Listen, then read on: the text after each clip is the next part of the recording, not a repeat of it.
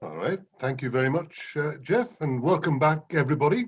And those of you who've just joined us for this afternoon, you're very welcome. This afternoon, we're welcoming Matthew, Dell, and Anthony Towey. Thank you very much indeed, Matthew and Anthony, for coming to speak to us this afternoon. I'm going to hand over to Kevin to introduce you, and then after 45 minutes of your presentation, we'll open the floor to questions.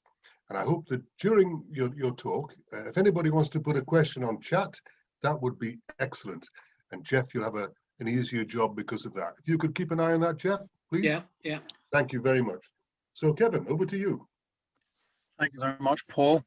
And good afternoon, and a special welcome to Matthew and Anthony. It's lovely to, as it were, see you here. I can't actually see you at the moment, but hopefully. Can you not see me, yeah, Kevin? Kevin, you're muted. I'm here too. I'm Matthew. Kevin, I muted you by mistake when I was muting somebody else. Right. Well, I think I'm live now. But yes, welcome to our new visitors. Just by way of background, as the COVID pandemic gripped the UK last March, attention focused on mortality and transmission of disease.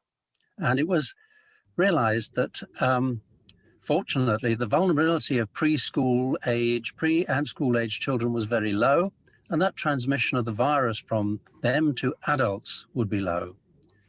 However, children were subject to the same no-contact, stay-at-home regulations as their elders, and schools were closed to all but the children of essential workers.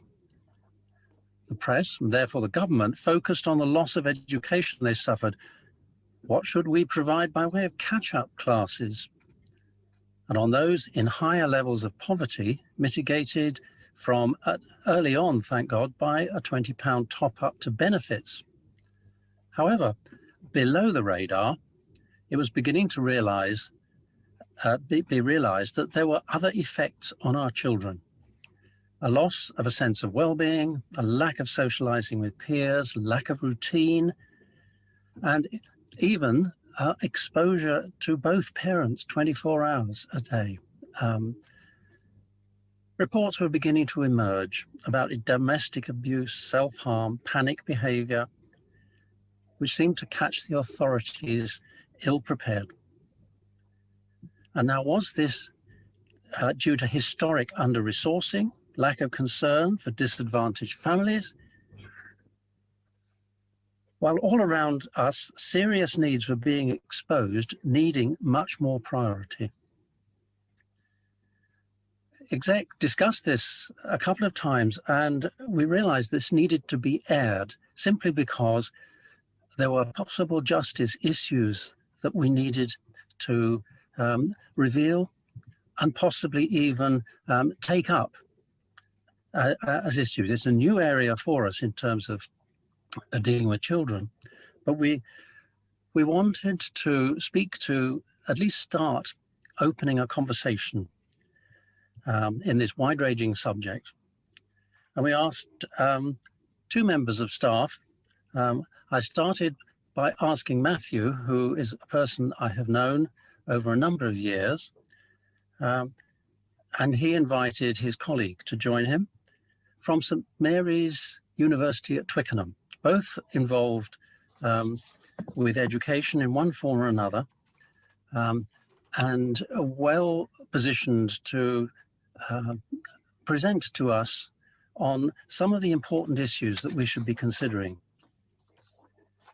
Professor Anthony Towey has a lot of distinguished experience behind him, but he's currently director of the Aquinas Centre for Theological Literacy at St Mary's.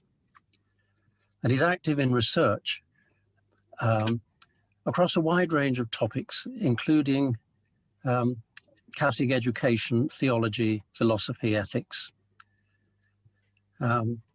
He's currently the editor of the Pastoral Review, a quarterly journal for those engaged in ministry and education. Matthew is working also at the university as a senior lecturer in secondary religious education. And he has extensive experience in schools. One of those schools is actually in my parish. And he has spent many years inspecting in Catholic dioceses. He's part of an academic group advising on a religious education curriculum, as well as developing a directory of prayer and liturgy in Catholic schools. I also know him locally as being a regular contributor to the RCIA program in my own parish. They're going to speak to us, Closing the Gap, Post-Lockdown Ramifications for Pupils in Schools, which will, I hope, open this conversation with us, inform us, challenge us perhaps, so that we can learn just whether there is anything that we can do to address what we see in our families, even in our parishes, as being a situation where youngsters do seem to be very troubled as from the experience of the lockdown and COVID. So welcome to you both, Anthony and Matthew. I haven't arranged which of you is speaking, but I will leave it to you to take the matter further now. But welcome again. Thank you. Thank you very much, Kevin. And we're going to do a double act. There sounds to be a bit of feedback on the line, but we're going to be doing a double act between Anthony and myself. Thank you for that introduction, Kevin. When we were in lockdown, one of the RCI sessions, I forgot and went out for a walk, and we didn't have one day, but I've remembered to be here, which is excellent. So the panic is over, Kevin. So our talk is structured. We've got sort of a number of themes. We're going to talk about the pre-COVID, the COVID lockdowns. We've got 3 case studies that we're going to examine. We'll look at some of the post-COVID issues and then some suggested actions. I think this is quite a sort of broad brushstroke, really, of some of the themes. We're obviously going to leave things out, and we look forward to your questions at the end and in the chat bar. So let's think about pre-COVID. A couple of the things that I want to talk about here is this notion that who are the disadvantaged pupils? Very clearly, for a number of decades, the evidence has been mounting about disadvantaged students who are not making the same progress, and therefore the education system in this country is not working for. So some of the groups who are in this category would be those living in economically disadvantaged circumstances. That's now measured using something called pupil premium.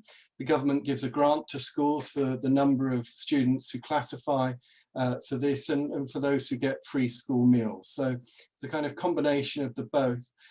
We also know that students with special educational needs and disability are not performing as well as others. That likewise for traveller children and looked after children. What's really interesting, some research that came out noticed regional variations. So if you live in Blackpool and Plymouth and are disadvantaged, you're likely to be 2 years behind your peers. Whereas if you live in Ealing, and in fact London does quite well, there was something called the London Challenge, and a lot of schools really lifted up, and there's a lot of success in London in terms of achievement, but is not replicated across the country. There are still pockets of disadvantaged pupils not working at the same level as their peers in London, but there's a real success story there. We took our title of our talk from this report, Closing the Gap, Trends in Educational Attainment and Disadvantage. This was 5 years ago, and their report noticed that regional difference is found in their report. And I'll just give you a moment to read that quote.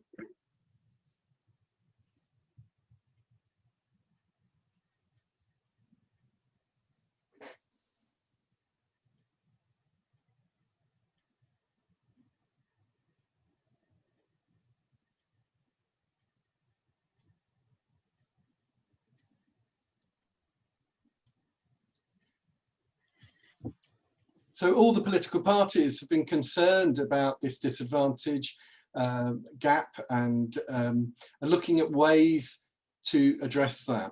And Ofsted particularly have been concerned about it as well. So that's a sort of one of the key themes before COVID. I'll hand over to Anthony now. Thank you, Matthew. So I know it might not be totally believable, but government have been aware of this for some time. And so smack in the middle of that arc between 2007 and 16, we had, if we just click on a couple of times there, we had, you might remember the coalition government, and there were issues to do with that they came in with, for want of a better word, a measurement agenda. You know, that they were obsessed with metrics. Attainment in particular was being rolled out, you know, from primary onwards. But there is a problem with metrics, which many of you will be familiar with, is that the minute you start measuring something, people try and find ways around it. And so, and that's not just back to the coalition government, it's been going on for 20 or 30 years. Matthew's waving something. Yeah, this is an example of this. This book is called The Perfect Ofsted Lesson, and it's how to get an outstanding lesson. And what happened in schools were people were performing for the inspectors. And another aspect of this was the off-rolling. Ofsted very recently, 2019, were really interested in off-rolling. This is where students were disappearing. 20,000 students were disappearing from the school roll at the start of year 11 to the end of year 11. Where they went, they didn't know. In some schools, it was quite significant. And basically, this is the idea of removing difficult students from your exam cohort so that you can improve your results. So Ofsted was really drilling down on this and trying to find out what was going on. Anthony, I'll let you go back. Of course, yeah. So you've got this attempt to dupe the stats, but what the solution being offered by Michael Gove in particular when he became Education Secretary was based on a theory of powerful knowledge. Now, if we can have Michael Gove for a second.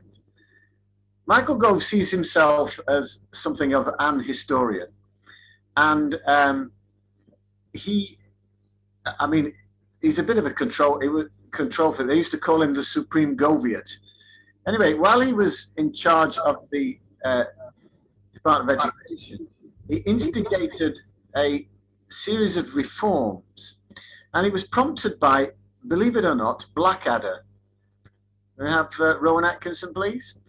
Now, Michael Gove, as an historian, was extremely cross with the constant depiction of the First World War as a waste of human life, you know, the lions led by donkeys kind of narrative that, you know, if one looks into it in more detail, you know, certainly the British Army suffered less than the French and the German Army in terms of pointless hurling of themselves at machine guns, etc. And the idea was that as far as Gove was concerned, this myth was being perpetuated because it was a lack of attention to sources. You know, that standing armies, the mortality of infantry in standing armies was, you know, has long been tragic and was exacerbated in World War I, but almost not to be unexpected. So in terms of drilling down into this, he found in an academic called Michael Young, if I could have Michael Young, a sort of a theorist, an educational theorist, upon which to hang an approach to education, which he thought would be an objectively good driver for a series of reforms. Michael Young, geographer by trade in some ways, but Michael Young proposes that essentially every subject has a core content that is beyond the student's experience. In other words, we can't expect students to experience all these things. We have to impart to them what he calls powerful knowledge, because without that powerful knowledge, students will not be able to aspire and, if you like, go beyond their own horizon in order to acquire the skill set that they need to advance in society. And his evidence was backed up by the kind of curricula that the top public schools furnish students with. Part of that is, if you like, for want of a better word, traditional learning. Now, if Matthew could press on then, this obviously has consequences for pedagogy, because what you tend to then move towards is something that dovetails with the attainment prioritization, because you have a set amount of content linked with exam success, such that even for Michael Young, it got a bit too much. He was at an RE version of powerful knowledge, and was a bit discombobulated himself to hear a school saying that they'd opted for what was called the taught lesson, that the scripted lesson, whereby the pupils come in, there's a scripted lesson, that's what the lesson is, have it, take it away, and come back for more in a couple of days. And even Michael Young was a bit discombobulated about it. He said, I'm not sure you should do it just like that. And they said back to him, yes, Michael, but it works. So what was happening with this was, if Matthew can press on there, the 2016 reforms that were predicated on the back of this did lead to a reform of the humanities curriculum, particularly, which were heavy in content. And in that sense, we, if Matthew can carry on with the next couple of PowerPoints. So what you end up with, there was a reaction to this reform, because what you end up is a picture of education as a didactic exercise, an imparting of information. Now, the reason we're digressing on this is because this was, if you like, the script immediately prior to COVID, which wasn't a million miles from something you might be familiar with. And if Matthew presses the button, you might be able to read. I hope that's not too small for most of you to read. It's the famous description by Charles Dickens of Thomas Gradgrind, a man of realities, a man of facts and calculations. And again, without maybe distracting you reading it, I'll give you a minute to read it.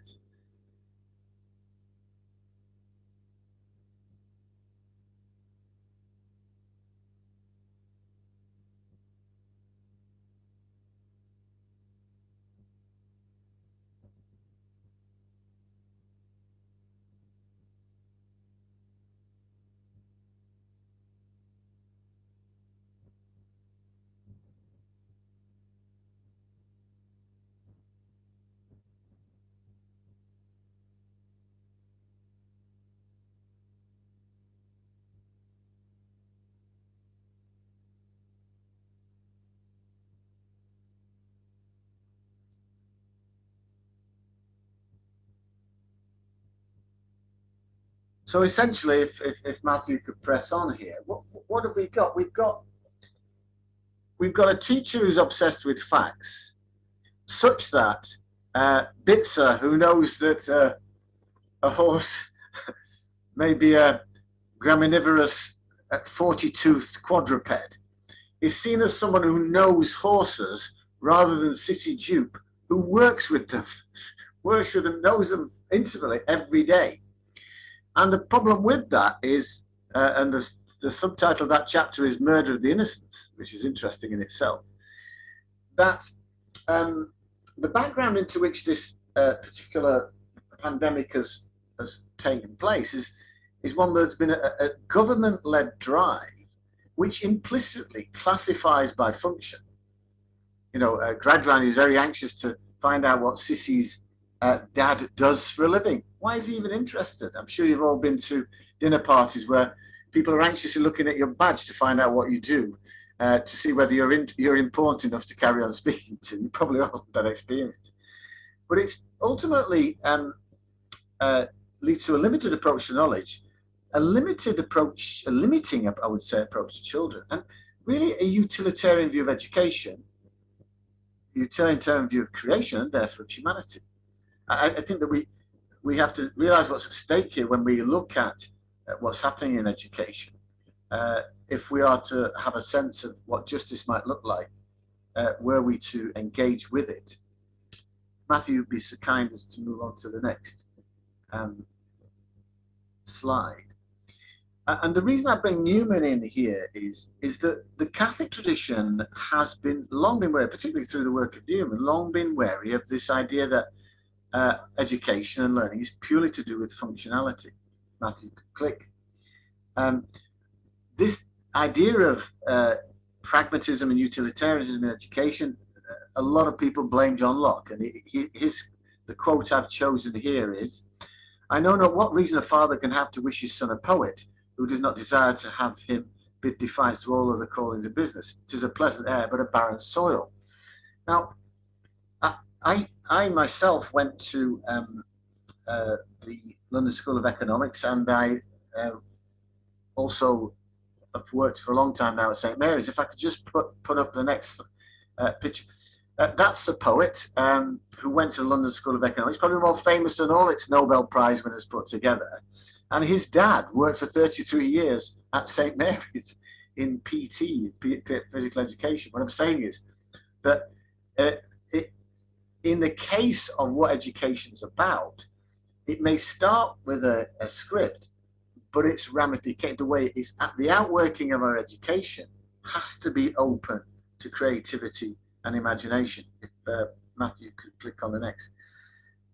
The culture of the intellect is a good in itself and its own end. Like health, it's essential necessity for all other pursuits. It's holistic, value-filled, and interdisciplinary. And expertise and professional function is not the equal, it's not the sum total of the life of the mind.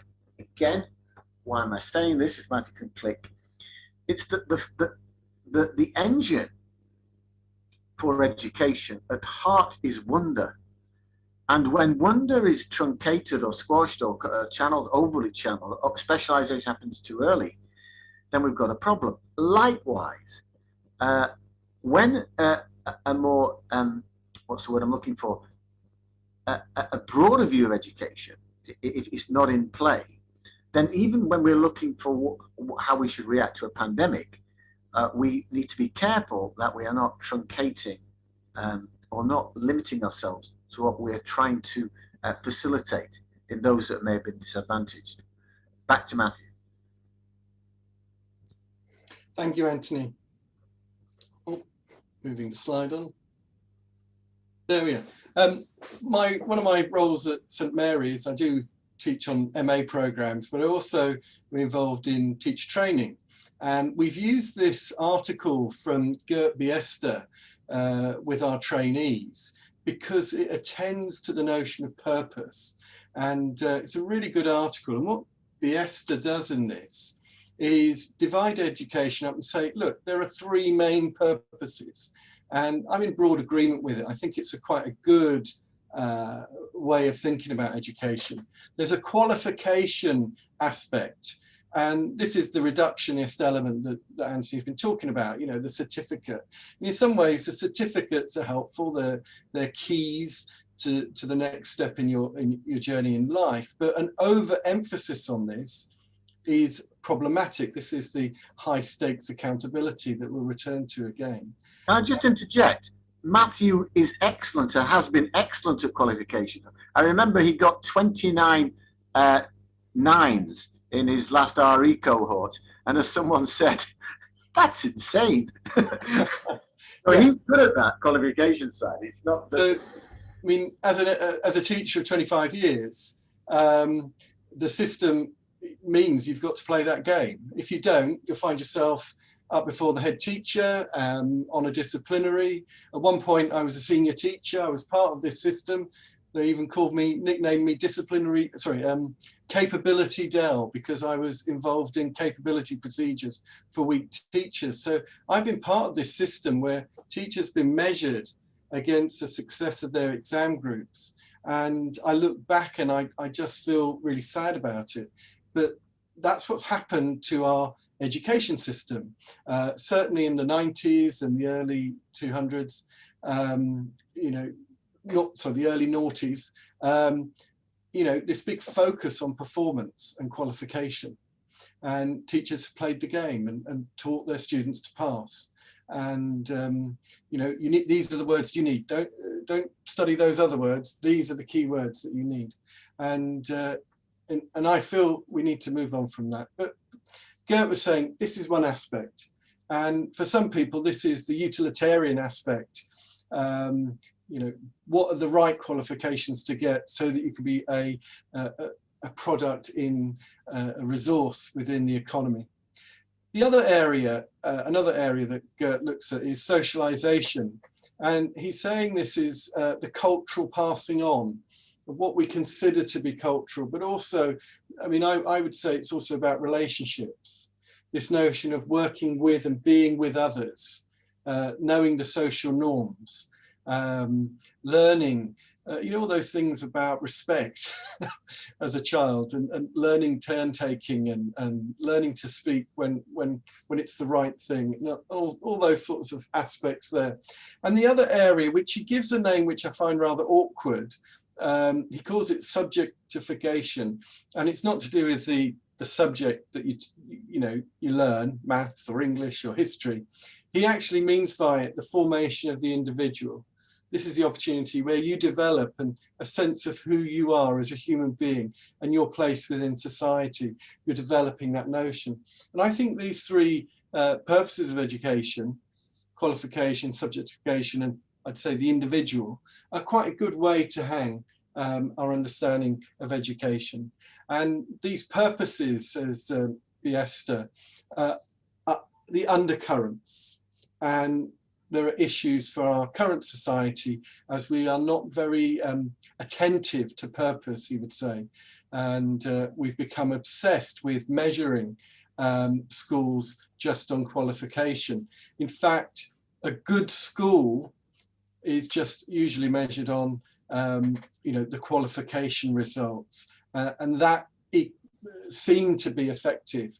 But actually, what is good education? And from our Catholic perspective, we have very clear notions of what it means to be a human being, what we are trying to do with young people in growing them and forming them. So here are some, we've covered some sort of groundwork. There is an educational achievement gap.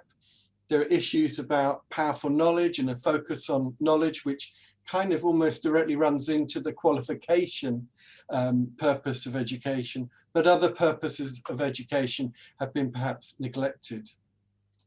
So let's move into COVID and you know, the lockdown, and looking, you know, to think it was over a year ago is quite strange. And you know, in June, 10th of June, you had this very unhelpful headline in the Mirror. Other newspapers copied with similar sort of writing, the lost generation, and you know, the concern that being out of school would have a huge impact. So what was going on in schools during lockdown? And remember, we've had two periods of lockdown. Well, this is some of the things that happened. There were some, the timetable rolled on as normal. So for some schools, if you meant to have PE at 9 o'clock on Monday morning, you had PE, and your PE teacher was there leading you through a kind of, you know, exercise routine, and you were meant to be copying at home. So some did live lessons. I'd say very few did this, actually. A lot of people did a hybrid of this one, where they pre-recorded lessons which were broadcast at certain points. Some schools were very sensible and reduced the contact time that their students needed with the school. So they did a, you know, you had maths on one day, English another. It wasn't there wasn't an attempt to follow the timetable as such. But there were teachers recording themselves, teaching lessons, and then posting this material online.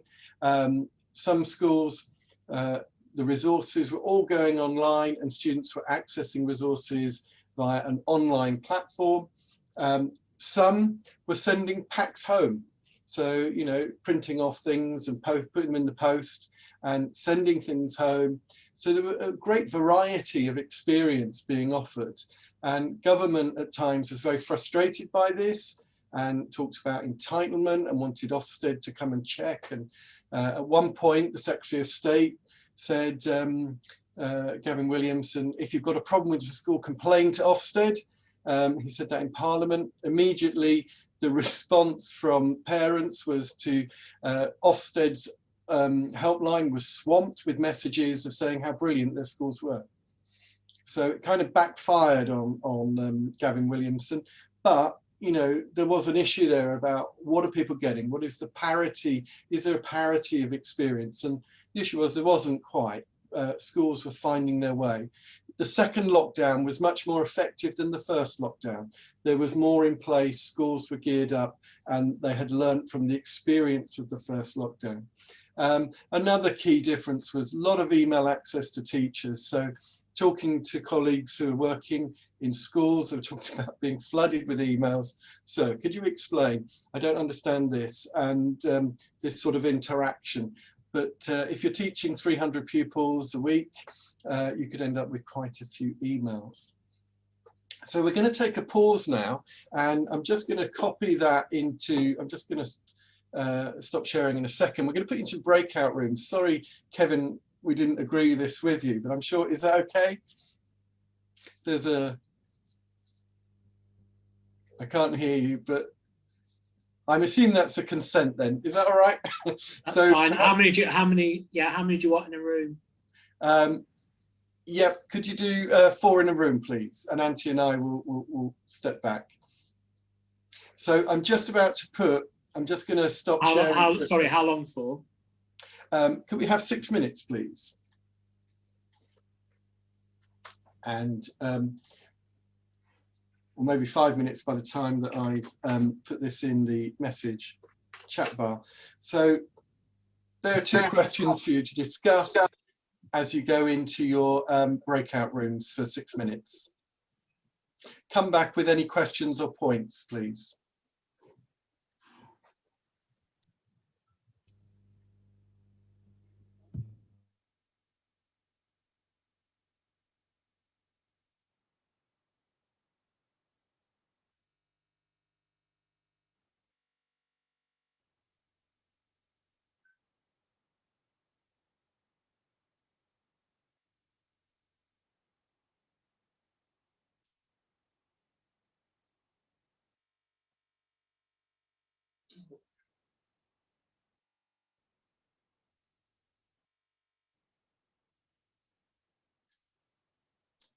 Thank you, Jeff. I assume you put us into the breakout rooms, not Kevin, so thank you. Yeah, the breakout 7 though is you both ended up automatically in there, so there's only 2 people in that one. Oh, they'll have a lovely time, I'm sure. Yeah. Grand. I'm just gonna get some more water. Jeff, you might want to pause it. Sorry, the recording. Oh, yeah. So, well, what Matthew could do, I suppose, if Matthew puts the next slide up, and then if there's any bursting questions, I can talk to them, but the next slide might help.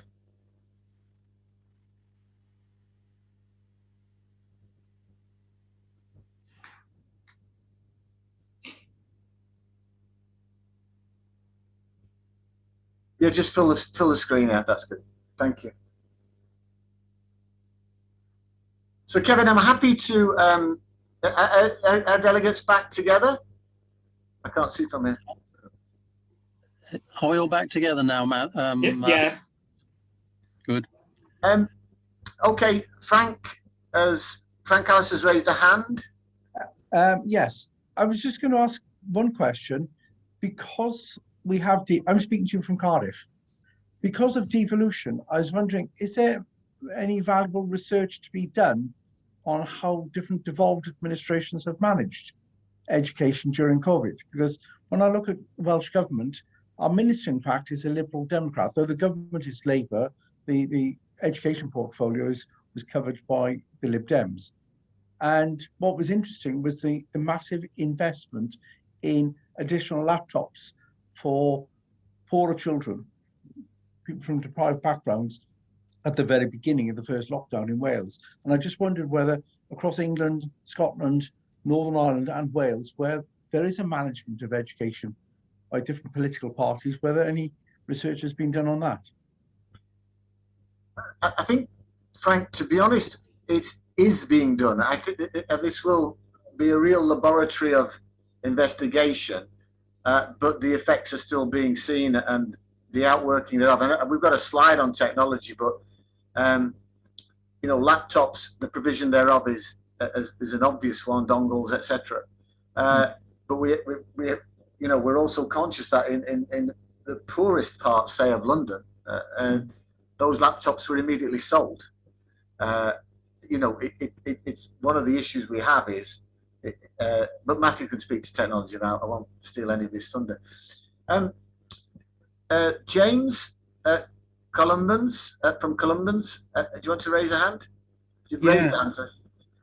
Oh, you were very quick. I only just raised it and you spotted me. Like, when I'm optimistic, I think that one of the great benefits of the lockdowns was the kind of increase in time outside for young people, a kind of chance to fall in love with the environment. Yeah, some of the kind of positive stuff. So I know people on my road who just couldn't keep up with the homeschooling stuff and kind of relaxed a bit and started saying, well, they're going to learn to cook and they're going to learn to be outside and they're going to play and all sorts of wonderful things like this. When is there much educational evidence of that? And are we celebrating that? Are we taking the opportunity to celebrate that in any way? I think Matthew could comment, but at this stage, we're still trying to fathom on the grand scale what's happening, because obviously for some those opportunities have been there, and for others they haven't. I was going to refer to in my I will do in one of the case studies. There've been parts of London in particular where parks have been shut, for example, and you want to tear your hair out because you want to say, well, actually police them better or steward them better rather than shut them down, because the people using the park are the guys and girls without, you know, a semi-detached 50-foot garden, you know, to play in. So again, at this stage, we're at an early point in terms of research and what is happening.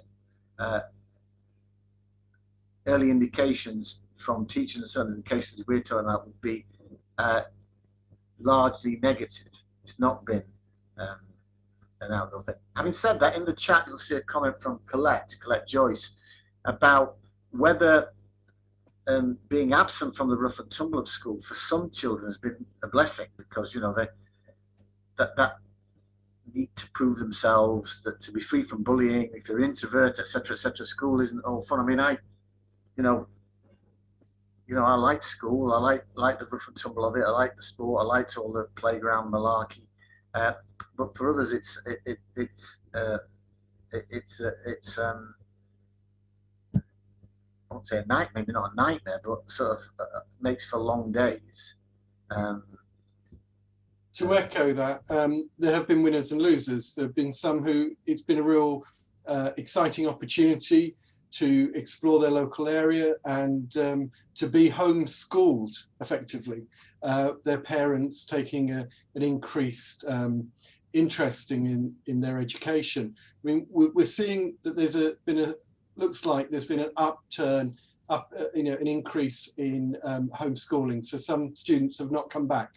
And there may be more evidence of that, alternatives, but it's a very mixed picture, and we're still at the early days of trying to find out the impact of those experiences on pupils.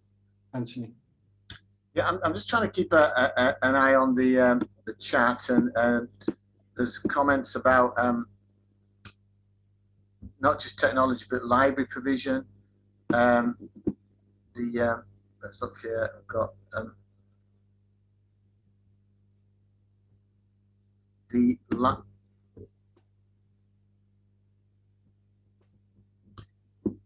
I think we're losing you, Anthony. Yeah, so there's some of the comments in the chat have touched on issues like the lack of library provision for poorer households, etc., etc. I mean, we can take a few of these, including there's a question about the government in Argentina and its decision making in relation to schools, that it's got the right to force people back. If I move it on to the ramifications of COVID, first and foremost, for teachers and head teachers, the absolute volley, incessant updates, modifications, guidance from government. It's been although there's been a varied response to it on the part of head teachers, government has been, you'd almost say, hysterical about this, and its attempts to control have been necessarily ill thought through. But the situation on the ground has actually led to greater autonomy. I know that might sound a contradiction in terms, but the more the government, if you like, got hysterical about it, the more people will have to make very pragmatic decisions on the ground. The task of one head teacher I know has written an article recently called "License to Swab" about the fact that head teachers have become, custodians of public health, if you like. There have been issues to do with legal action, whether it's to do with the government threatening schools on the one hand, or even parents threatening schools on another. Absence of physical exercise for some, the effect upon relationships, social, a certain, what one might say, arrested development in terms of social skills, particularly in the early years. I'm talking reception, year 1, year 2. Yeah. And likewise, for us, a year is not very long, but for a child, it's a fifth of their life, or it can be a quarter of their life. And in all that time, they've not had the visit to the zoo, the trip, the nature walk, those kind of natural things that are done with younger children, which are, again, I would say, windows into wonder. So there have been ramifications to COVID that, beyond the obvious. And I'll hand over to Matthew, because one of the things that a number of delegates pointed out, talked about, is technology. And that is just one of the aspects. So over to you, Matthew, for that. Thank you very much. That's a dongle, by the way. That's a dongle. And it's quite important for someone like me who's, got internet hardwired access. When you don't have that, you need a dongle, which provides the internet access. On a smartphone, your smartphone can get the internet. Well, that's a little bit of kit that you put into your laptop or computer that's a bit like a smartphone, so you don't have to have a router or a wire into your house. And that's quite important because people discovered early on that people needed IT access, hardware. So schools were busy distributing laptops, and in our case studies, we'll talk about that in more detail, and then giving internet access as well. But what it revealed was a kind of sense of digital poverty, and it creates notions about what right do people in our society have to the internet, to the digital world, is a sense of entitlement. I was chatting with my neighbour 2 doors down a few weeks ago, well, quite a few weeks ago, and he was commenting on, I'd kind of gone from, I don't normally have a beard, so it was quite funny for people to discover I had a beard. But before you were allowed to go to the barbers, I had turned into sort of Robinson Crusoe. It was quite big. I let it grow for weeks and weeks, and hair, and he was laughing at me, my neighbour. And I said to him, well, I've booked my appointment at the barber. You should too. Have you booked yours? And he said, what do you mean? I said, I booked it on the internet. No, the barber's just around the corner from us. He says, I'm not on the internet. And I was just taken aback, shocked. I said, how'd you cope? He says, I cope. And we had this kind of conversation. In the end, I booked him an appointment for the barbers, and reminded him when it was due and all that kind of thing. Obviously, his family look after him and his wife for internet things, but it just reminded me not everybody has such ease of access or proficient app access. So there's notions about this. So COVID for schools particularly have brought this into sharp relief as schools went online. An interesting thing that was starting to happen in education was the move to online textbooks. Publishers, I'm in talks with Oxford University Press, for instance, about some publications, and they're not sure whether they're going to produce a hard copy or whether it would just be an online copy. This is the move, I guess, with Kindles and stuff like that, whether books, the hard physical copy, will exist. And but I guess my big thing as an educationalist is to say we need to be critical of this technology. And I think there's been a rush in COVID to just accept it uncritically. These are not neutral tools. I think with IT, we sometimes just assume they're just, you know, they're neutral. They're not, they have an impact. They certainly have an impact on education. One school I know quite well is, they don't advertise themselves as an Apple school, you know, on their branding, but in the school, the students and the staff talk about being an Apple school. And, you know, that's one huge, big, super corporation that's having an effect. And I had a trainee at this particular school, and he saw it. I said, did you see an impact on you know, poverty within the classroom? He said, yes, students who broke their iPads often didn't repair them, and they were from poorer backgrounds or forget to bring them in. He said you could tell. The richer ones could get theirs replaced very easily. Obviously, it didn't cost that much for richer parents, but the divide within the classroom could be seen. So there's an issue here about corporate companies having an agenda in education, and perhaps this sort of the positivism, the scientism, where people see technology as a solution to modern life and uncritically embrace these things. So I think within education, there's a danger here. If you like, COVID has forced people down an online route, and maybe we need to reflect on it and think about, is this the right way? And it just highlights this bigger issue of technology poverty. And if we think about you know, you're having a day on Zoom. Yesterday I had 7 online Zoom meetings, and I was sort of pretty phased at the end of the day. And you know, what's the verdict from teachers? I mean, teachers are just saying that there's some positive aspects, but there are also negative aspects. There's a lot of talk about Zoom fatigue, and that the relationship that you have when you have people in front of you is very different when you have a screen. Can you see everybody? Anne had her hand up, and Peachy had a hand up, but most of you wouldn't have seen that. I did. Yeah. Anne. A couple of points that you've made, talking about the online learning. Well, there are lots of things to be said about that. I mean, I know a particular school in Manchester that put out an appeal on Facebook for old laptops and things for some of their secondary students, where many of the parents' English was a second language. And I mean, you sort of say, well, stick this dongle into your iPhone or whatever, but so many people don't have iPhones or things like that. But the other thing I'm talking about, I'm really concerned about very early years children. As a sort of early years practitioner for over 40 years, and starting off, you know, you say, well, if you do a survey of children in age 15, you can easily see the disparities. But if you see children coming into schools at 3, and you can see exactly that the disadvantage is already well established by that point. But I'll just give you one example. I have a 4-year-old grandson who did a term in nursery and took a while to settle there. Then he was on lockdown.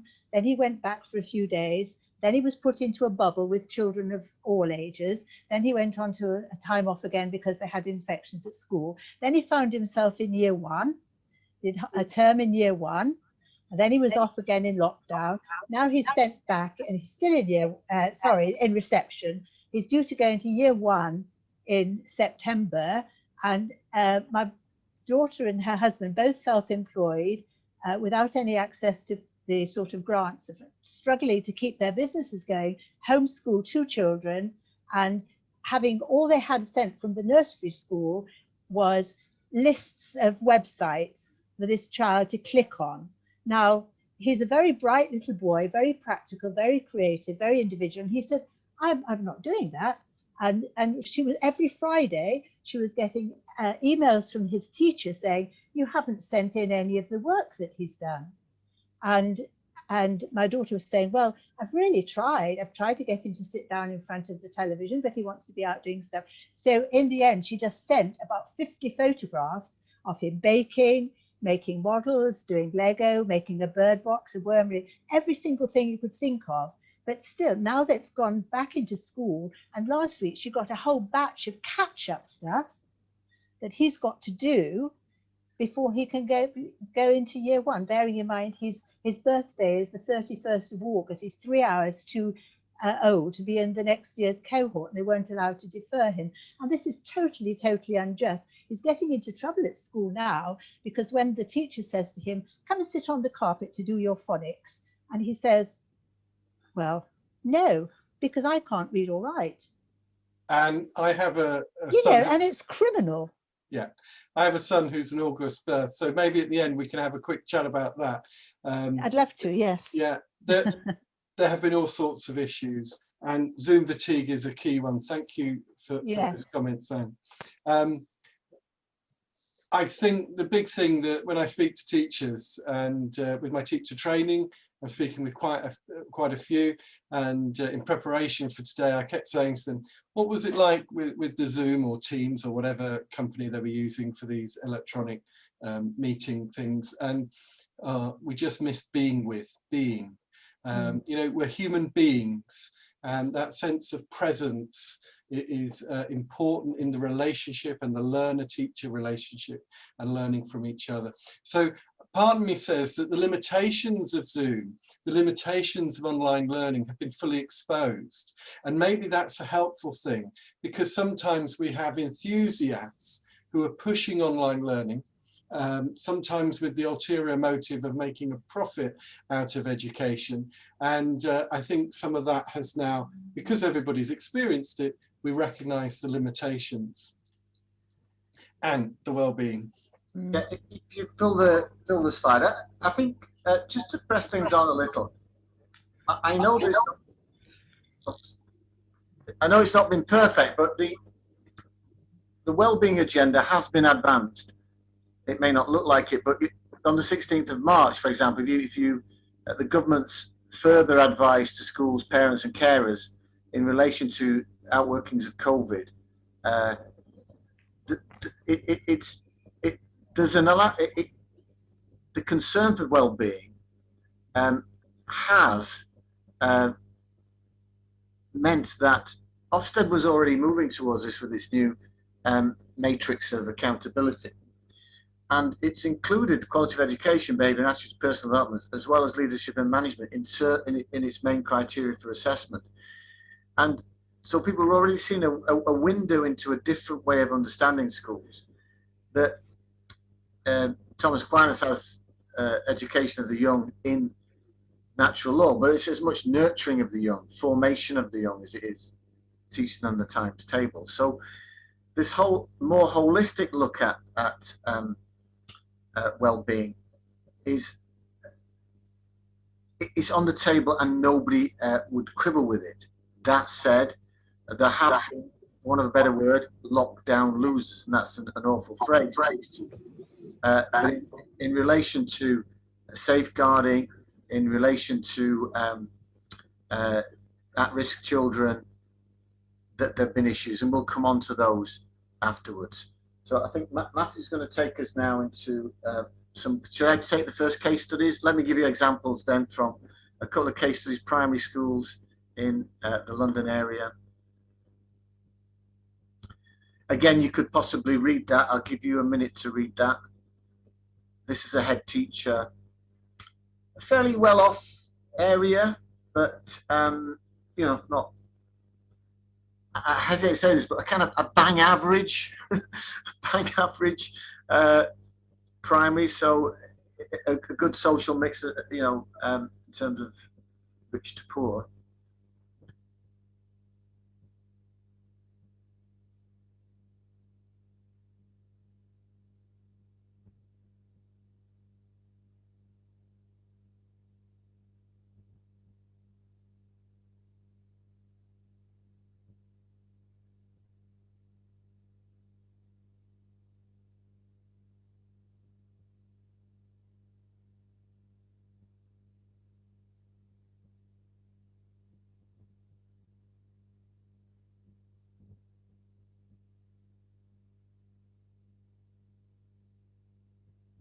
again, I realise that our focus is injustice in this group, but to notice also the ability of children to imbibe the problem and appropriate it to themselves. I mean, I do think we need to be aware of this, that this COVID thing has got an inherent injustice in it, because families for whom it's most difficult, there's more of a danger that the children themselves will see that it is an aspect of their own agency, which of course is not true. The other case study, arguably racially more mixed. I have to say, English as an additional language in London isn't always an issue, so far as sometimes we're talking about bilingual, multilingual people, but in other areas, it can hold back literacy. Physically, the head teacher here is noting some issues. You know, children who were once continent are now seem to be incontinent on return. Some social regression. Motivation and boredom is more of an issue Key Stage 2 than it is in Key Stage 1. But for her as a school, it was hard to access to get a clear picture of what was happening with the home learning situation, even if the standard provision was standard. How that provision was being received is difficult to tell. And attempts to mitigate technology deficits were not always successful. The inability of carers to use technology, etc., etc. Tension she found also between those who were given full time, were allowed to continue throughout the second lockdown in particular, and those who weren't.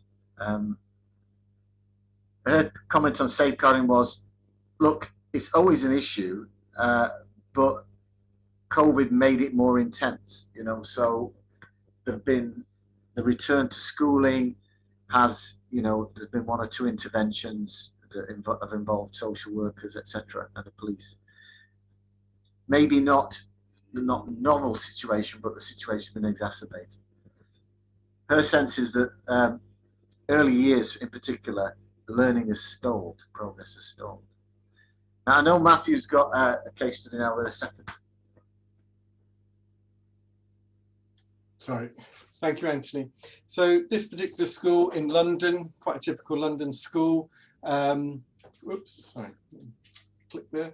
They had 3 of their parents die, but they had also lots of extended family members die in certain families.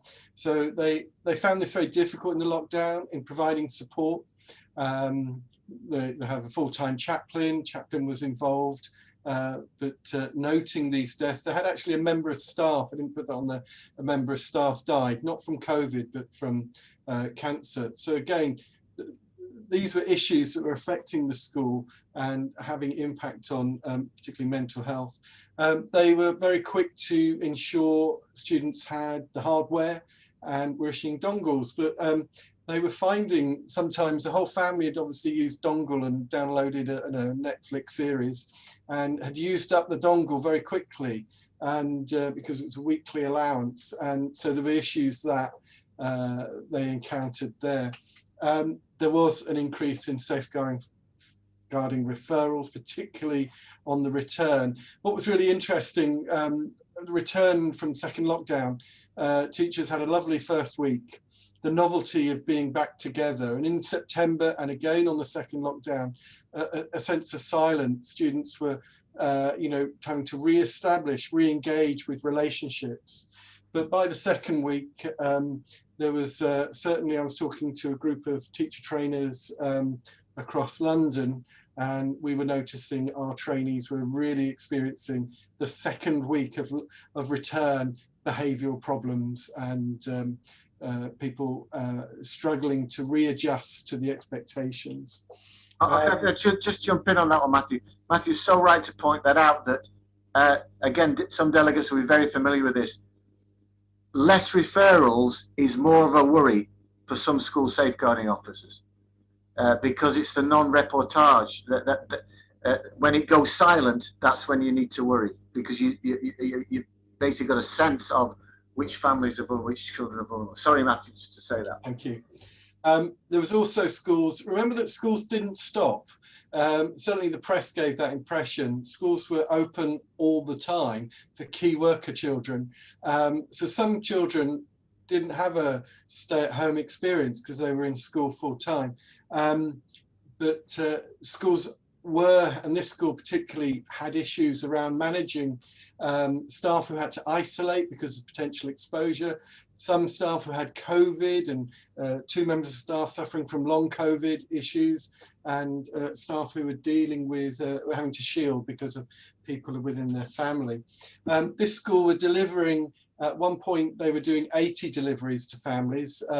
As things are returning slowly, some of these families no longer need food parcels. But over the holidays, the half terms and Easter and Christmas, the school were providing cooked meals to homes. Now it's a weekly food parcel, a combination of staff, governors and other members, other parents are organising this delivery of food, and this is quite common in a number of schools. What the school did was communicate at a very high level with parents, so parental letters, all by email, that kind of thing, have increased, and schools are seeing a sort of, with some who've engaged, real positive drawing together there.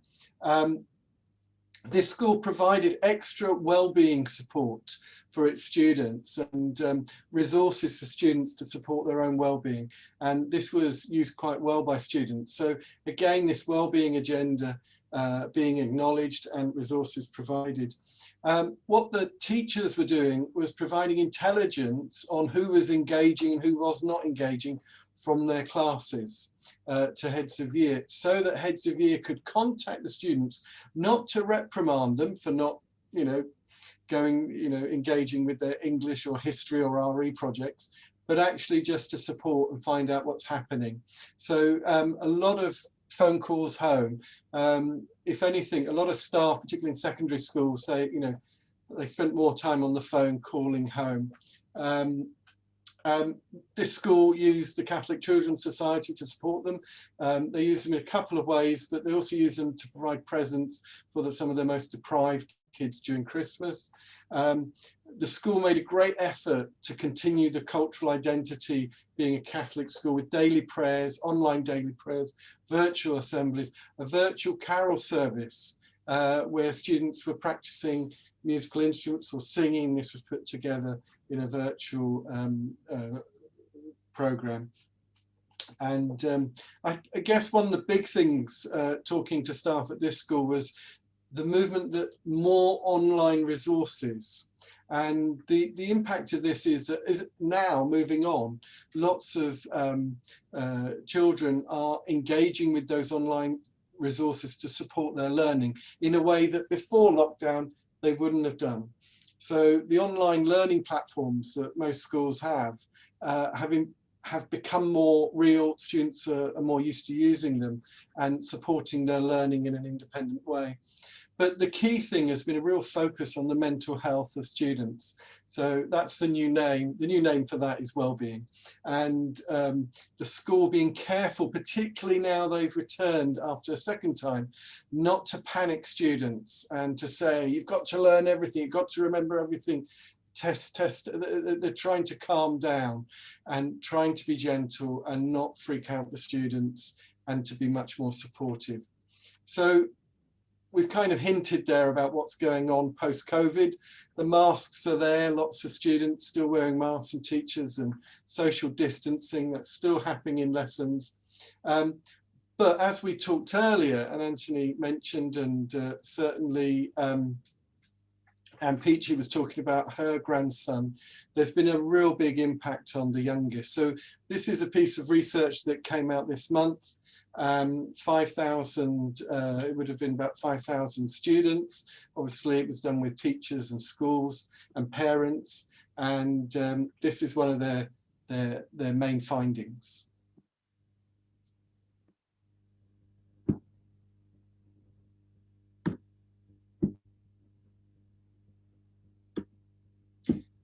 I almost suspect that with masks in place, there'll be more speech impediments almost, that they will go unnoticed, and there'll be issues there with young children.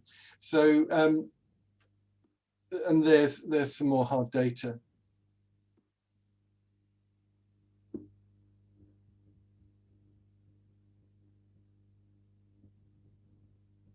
So we're noticing a big impact with early years.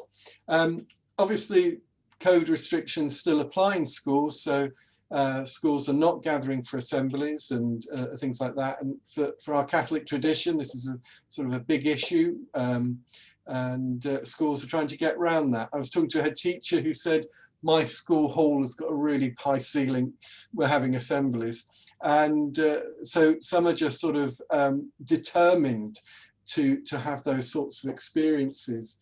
But there is that cultural impact. They haven't had school plays, they haven't had school concerts, or that if they have, it's been virtual. And I'd go back to Biester, and I think in this COVID recovery, there needs to be an attention to the socialization purpose of education. The need for all these different aspects around enrichment. School is not just about learning facts, if we go back to Anthony's earlier point about qualifications and so on. I think, and I do agree with Frank's point earlier, Frank, you have anticipated the direction of travel here. It's interestingly, we have the EBAC, and EBAC doesn't exist. It's a made-up notion that students in schools should do a variety of exams. We already had that before this was introduced by Michael Gove. There's no EBAC certificate. I've even had students when I was at school saying, sir, do we get the EBAC certificate? And I said, it doesn't exist. You just get English, maths, some sciences, some humanities, and a modern language. If you do those, you've got EBAC, but it doesn't exist. There's no, but what it is, it's a prioritization of certain subjects for assessment and accountability. It's an accountability measure. But what's really interesting, there is a baccalaureate, international baccalaureate, and that international baccalaureate doesn't have this huge focus on lots of exams. It has a broadness about it.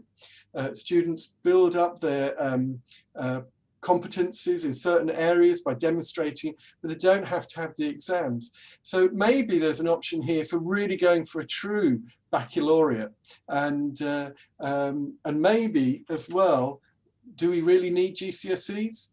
Students in year 12 who first year of A-level, lower 6, haven't sat an exam yet, and they're not going to sit a public exam probably for another year if they come back. So you've got students who missed out the GCSEs completely. They had teacher grades. This year we're having teacher grades, and we can have 2 years without GCSE examinations. Maybe we get rid of them. Maybe we don't need them, and maybe we could have a rethink. You know, they're expensive. You know, taxpayers pay for them. Trying to find the cost of this was quite difficult. I spent 20 minutes trying to find the cost, and I found quite a few different answers and gave up. The cost of an A-level is just under £100 per student per A-level. For a GCSE, the average cost is coming up to about £40. And if you think they do 8 to 9 per student, it's a hefty bill. We're talking about a sizable, you know, money. I don't know, I had some figures quoting 300 million, others higher. But really there's another cost. The cost of switching kids off education, I'd say it's pretty high. Kids feeling they're a failure. A lot of talk about the 11 plus. Well, we've got the GCSE plus feeling, where students feel that they failed, they're no good at. Do you know what? This is what I said to my, it's very corny, and I don't know where I found it, but I used to say this at the start of my A-level course and my GCSE course. And I got them to write it down in the inside of their exercise book, or write it down on their folder. Because I said to them, you look, when you're 25 or 37, or 65, you won't get a letter that comes through the post and says to you, dear Frank, could you please now turn up at, you know, St. Peter's exam hall for your next test? It doesn't happen. So maybe this sort of test obsessed, and we are very test obsessed compared to other countries, particularly like, say, Finland and Sweden and other really good, Iceland, really good really good education systems. Perhaps we don't need all these tests. So what's the recovery plan? The government are talking, and not just talking, about funding a national tutoring program. There are a sort of recovery czar thinking about what do we do and trying to avoid the quick fixes, but thinking about long-term solutions. And of course, we've got new data coming through, like that example from the early years there. So there is this sense of recovery. Schools will probably approach it differently, although there might be a national plan. But there's also been an impact on the workforce here. And from my sector, working with PGCE students, we know recruitment is up. Of course, economic instability always drives up teacher recruitment. But we're talking about a lot of burnout and potentially a lot of early retirees. One of my friends is organising going retirement now. They've done their bit. Although for a lot of teachers, there was a great sense of camaraderie getting through the crisis. So there's a lot of teachers who, it was hard work, but there was a lot of good job satisfaction. We're going to end now almost. I'll let Anthony have the last word though, so don't worry. You know, Pope Francis' book, which I'd encourage you, if you've not read it, it's brilliant. Buy it and then pass it on. His kind of thing is about rethinking the system and the failed economic system that we've got. And, you know, there is alternatives to our current neoliberal system. And I think maybe what COVID has done has been to shake the system. And maybe that's the real silver lining. And perhaps we will be more open to a variety, to doing things differently, and you know, placing education as a vehicle for social justice and ensuring that all students benefit from this adventure in human development. I mean, this could be the thing. You know, let's change the system from this high-stake accountability, the tyranny of metrics, which, I mean, I say that, you know, as an inspector of 20+ years, I quite like the metrics when I go in to make judgments on schools, but I am aware that it is quite, you know, there is a tyranny there amongst them. So when I was searching for an image of Mr. Hardwick, I stumbled upon this cartoon, which I think sums up some of our thinking. And Anthony, do you want to just finish off? Yes. Come away from the window, says Greg. You don't want to be a child left behind, do you? And I think it's, look, why have we said what we've said? It's early days for fathoming and measuring what's happened with COVID. And there's no doubt it's exacerbated rather than ameliorated attainment, let's say that in the first instance. And also, sadly, in relation to, it's pointed up some of the problems that teachers in classrooms and schools have been very familiar with, that at home, some children have a much bigger advantage than others when it comes to following up on work that they do.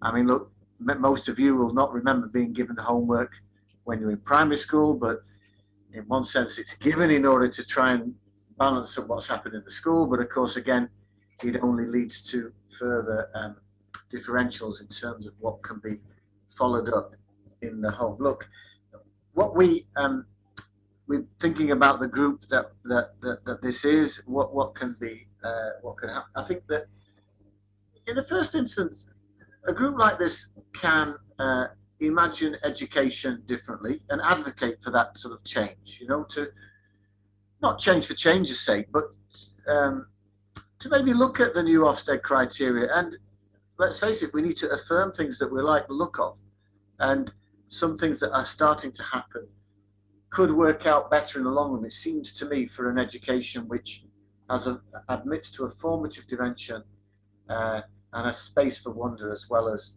examination results. I know that many of you will have done this and served as governors for many years, but school governance influences policy, social justice, as well as social mobility at the heart of that. I'm not so sure about social mobility. It implies that, you know, the rat race is the only particular sport in town. I like the idea of social justice as a richer picture, richer idea than social mobility seems to me, and that there is a moral purpose to education, which can't, and our educational effort, and it's a huge effort on the part of the government in terms of, someone pointed out, in terms of finances, it should be more than just attainment.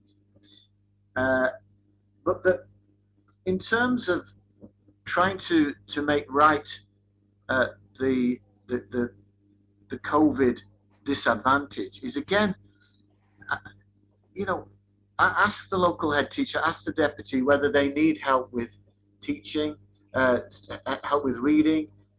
Do you play musical instrument? You know, after school clubs, mentoring, being a speaker out about particular topics. Please put yourself at the service of local schools who, in their different ways, will be keenly aware of the social disadvantages that COVID is visiting upon their pupil cohorts, and that you too can make a difference in that context to a child's life and a child's learning. Let the little children come to me, said Jesus. I think that particularly the children who have suffered from this pandemic, they're the ones we should be keeping an eye out over the next couple of years. Thank you very much. God bless. Thank you, Anthony, and thank you very much indeed. Yeah, I think that come is God's favorite word indeed. I'm not in education myself. My wife is. She has a preschool, lots of children, and she says that children now between the ages of 1 and 4 have more difficulty coping with delay, for example, taking turns and so on. So there are certainly developmental issues there. I think you're right, Matthew, that we live by stories, not statistics or metrics. I know in the Tyne Valley, where I live, around Hexham, many earlier settings have had to close for business during lockdown, completely lost it, won't reopen. So there's that impact as well that we need to consider. So the big question at the end of all these things really is, so what? So what? So I'm very grateful that you've given us actions, ideas. So we have about 10 minutes to go. So I'd like to open the floor again for questions, if I may. Jeff, you'll have gathered some questions from chat, perhaps, or will we just have live questions? Because I can see hands up here. Let's have live questions first. Michael Pullen, you're on mute. Okay, can you hear me? Yeah. Yes, good. Well, long before COVID, I realized that the purpose of education should be formation, and it should take definite priority over exam attainment or exam qualifications, because I taught in 2 comprehensive schools and noticed the trailing 40% of the pupils who really had no hope of having good examination success. And the schools prioritized exam success. And at the end of the first year of secondary education, the children in the 40% realized that they had no hope of really catching up with all the others. One girl talked to me about the children who sat at the front, which she called ear rolls, and the headmaster called those children biddables, because they were doing what their parents wanted them to, be successful with exams. And I also noticed the absence of many of the 40% parents at the parent-teacher association meetings. So that's why I think that we must focus on formation rather than just going for qualifications.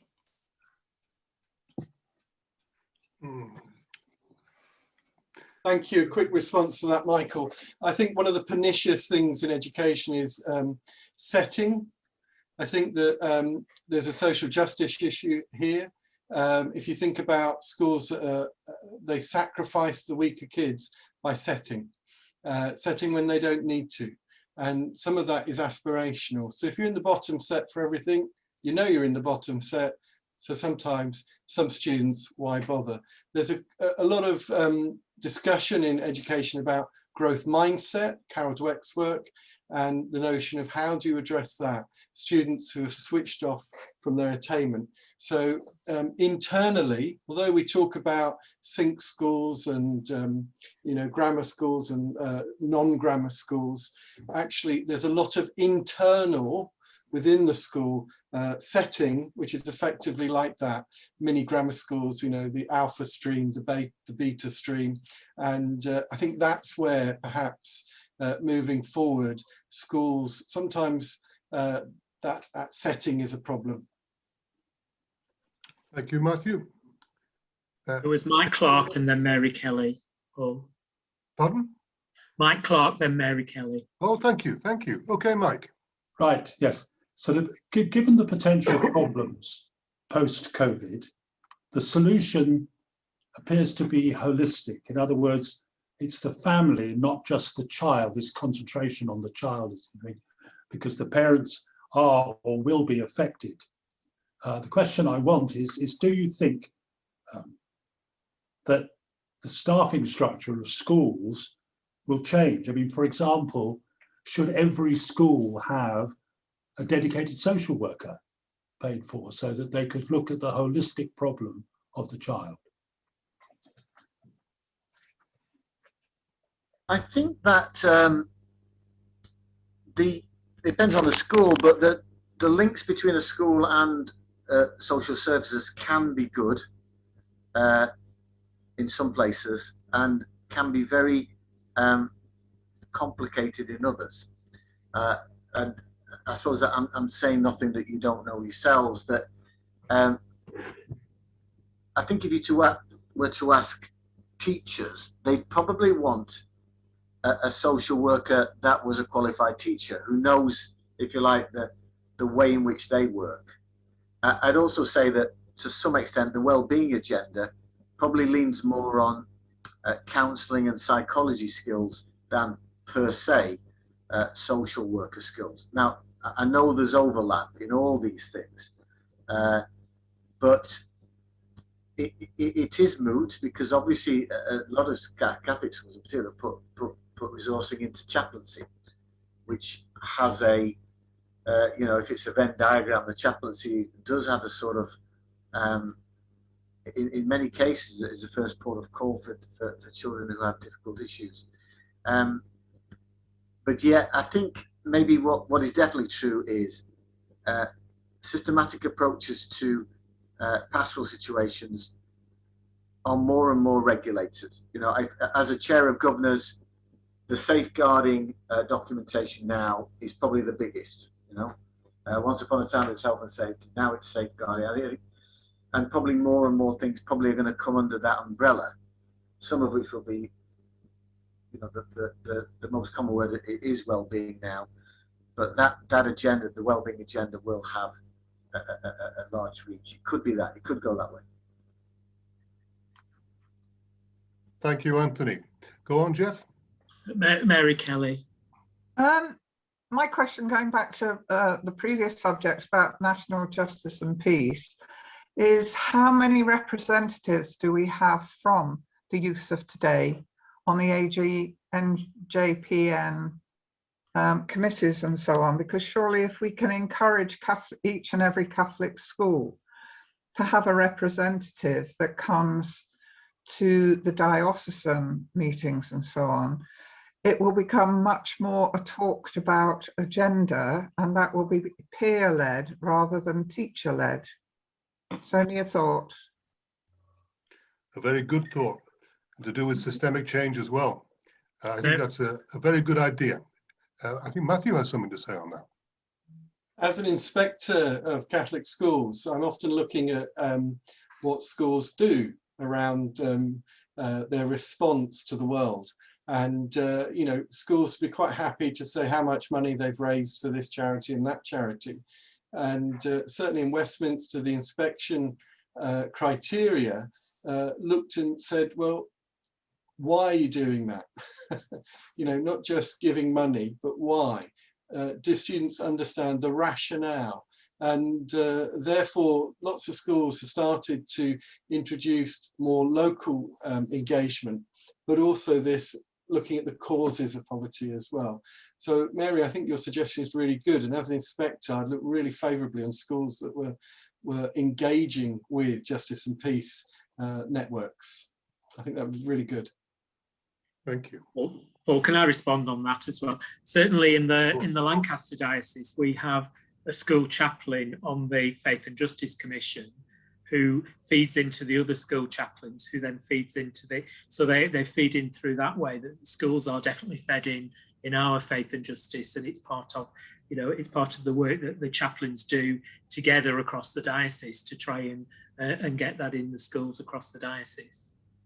So if the chaplains are in place, they're in a very good position to actually democratically get the students to appoint their own people to the NJPN and make it a more proactive student thing, as opposed to chaplaincies, which I know work very, very hard and very, very well. It's just I want to see the students there. Yeah. Let's see, I'm looking for hands. We have 1 minute left. We have time for a brief question. Pardon, Jeff, did you spot somebody? No, it's all right. I was trying to say we're nearly at time. Okay, well, in that case, my clock says 14:50. So I'd like to if Kevin will allow me, to say a big thank you to Matthew and Andrew for their great gift today of not only powerful knowledge, but strategic knowledge, dreaming knowledge, and how to apply that knowledge. Thank you so much for giving us your time and your expertise. There are a lot of people among us today who are in education, seriously into education, or have been. And I know they've got questions because I've been looking at the chat. So if Matthew and Andrew agree, maybe we could offer your email addresses. And if the people with questions would like to contact you with their questions and suggestions, and you'll be good enough to respond to them in your own time, that would be great. Is that okay? I mean, you might get nothing, but then you might get something. And you're the very people that we need to come to. So thank you very much. It's been a wonderful session. And thank you everyone for your interest and your questions. Okay, now we move on to the conclusion of our day's meeting. Time for a reflection, closing liturgy. So Anne PC, over to you, please.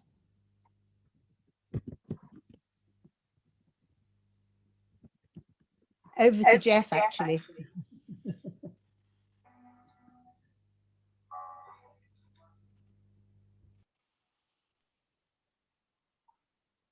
If this time has taught me anything, it is that the tiny speck